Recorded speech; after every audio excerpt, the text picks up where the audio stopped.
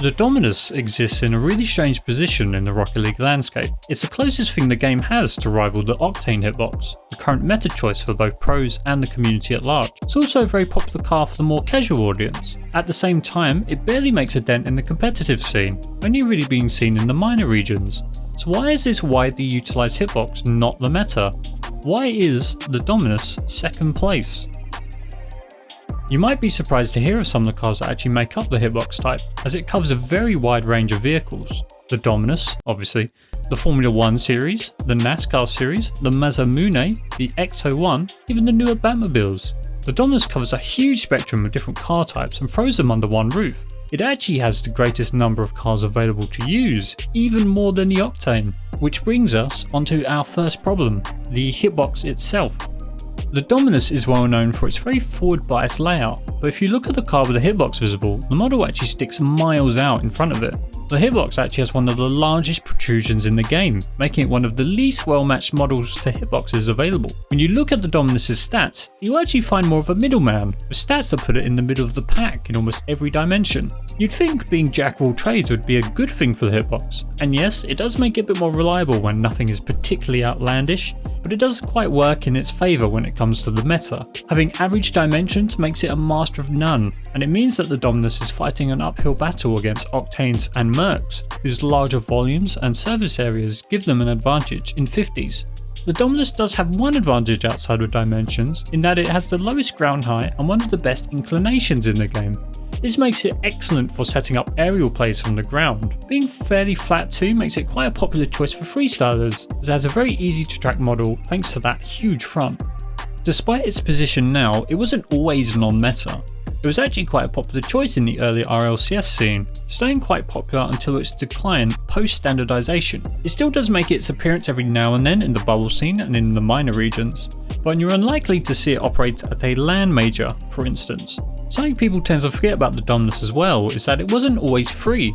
Before the introduction of blueprints, the car was actually a DLC car from the very first expansion, Supersonic Fury. You can see how odd the car is now thanks to the very endearing production quality of Sarnix back when they were just a small indie studio. It is actually the most popular premium body ever made by Sarnix, owing to its very early adoption in the pro scene. Although the DLC was as cheap as dirt compared to modern editions, coming in at around $4, it was still a financial bump that had prevented the Dominus from picking up wider use. Would the Dominus have been even more popular if it was free, maybe to the point of becoming a true Octane rival? We can only really speculate. Once standardization hit, the Dominus was popular enough to become its own type. As a result, it inherited a whole bunch of different vehicles.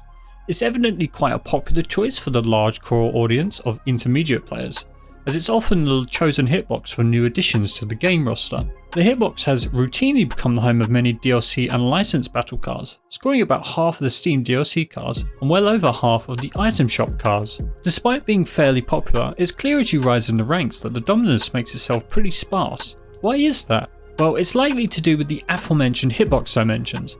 Being fairly average at everything makes it a nice all-rounder, not being too flat like the Plank or too skinny like the Merc. However, it's definitely not the best available for the competitive moments that matter, like 50s. Naturally then, players would gravitate more towards the stronger frontal area of the Octane. The way the car models are aligned with hitbox also make it a fairly out there pick compared to the much more stable and central Octane setup. Funnily enough, while I was searching for pro player footage of the Dominus for this video, I came across LCT, an APAC player. And in his recent RLCS series, he swapped back to the Octane when it came to the last game, which does show that when the chips are down, the Dominus seldom makes the cut.